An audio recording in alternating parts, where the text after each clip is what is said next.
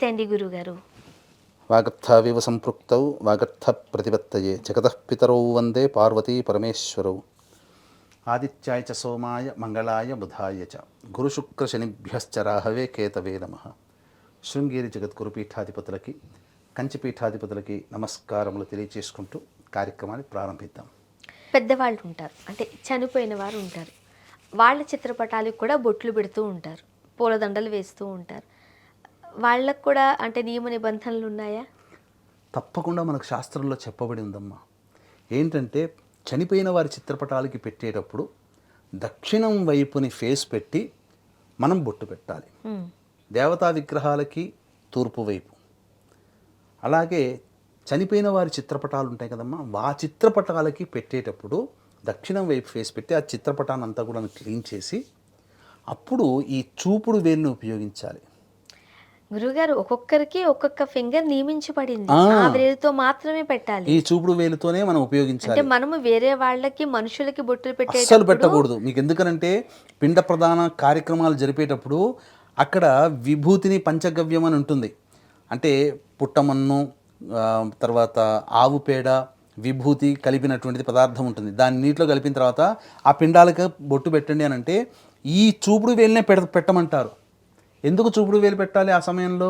ఈ వేలు వాడొచ్చు కదా. శాస్త్రాన్ని, అందుకని మనకు శాస్త్రంలో ఏం చెప్పబడదో అది మనం తెలుసుకోవాలమ్మా. ఖచ్చితంగా ఈ చూపుడు వేలుతోనే పెద్దవాళ్ళ చిత్రపటాలకి పెట్టాలి. ఇది చాలా మంది తెలియక ఈ వేలు పడుతున్నారు, అన్నీ వాడుతున్నారు. పెద్దవాళ్ళ చిత్రపటాలకి ఈ వేలు వాడాలి.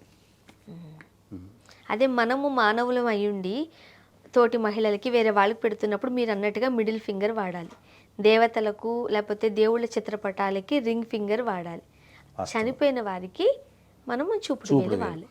అందుకని ఇంకా ఈ చిటికన వేలు ఇంకా దేనికి పనికిరాదు. అందుకనే పెద్దవాళ్ళకి తర్పణాలు వదిలేటప్పుడు ఈ మధ్య గుండా వేడతారు. ఇది సో ఖచ్చితంగా పితృస్థానం. ఇది ఇక్కడ పితృస్థానం అని చెప్పబడింది మన అరచేతిలో.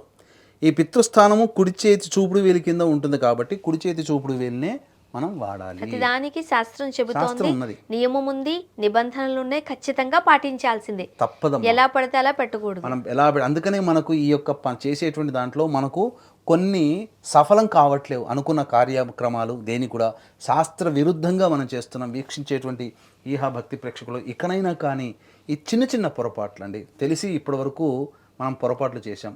ఇక తెలుసుకున్న తర్వాత, తెలియకుండా చేశాము, తెలుసుకున్న తర్వాతనైనా కానీ ఇటువంటి పొరపాట్లు మళ్ళీ చేయకండి. వీడియోని 1-2 సార్లు చూడండి. చూస్తే మీకున్నటువంటిది పూర్తిగా అవగతమైపోతుంది.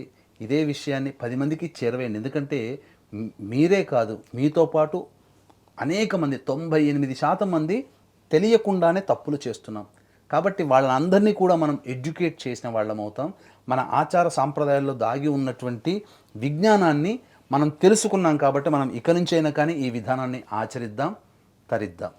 గురువుగారు, ప్రతిరోజు చేసే తప్పిదాలను బొట్టు పెట్టడం అనేది ప్రతిరోజు చేసే తప్పే. మీరు అన్నట్టుగా 98% అందరూ ఇదే తప్పులు చేస్తున్నారు.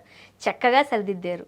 ఎవరికి బొట్టు పెడుతున్నామో ఒకసారి మనం ఆలోచించుకుని దానికి తగ్గట్టుగా మన చేతి వేళ్లను ఉపయోగించాలి శాస్త్రం ప్రకారం. చాలా చక్కగా వివరించారండి. ధన్యవాదాలు. సర్వం శ్రీ ఉమామహేశ్వర పరబ్రహ్మార్పణమస్తు.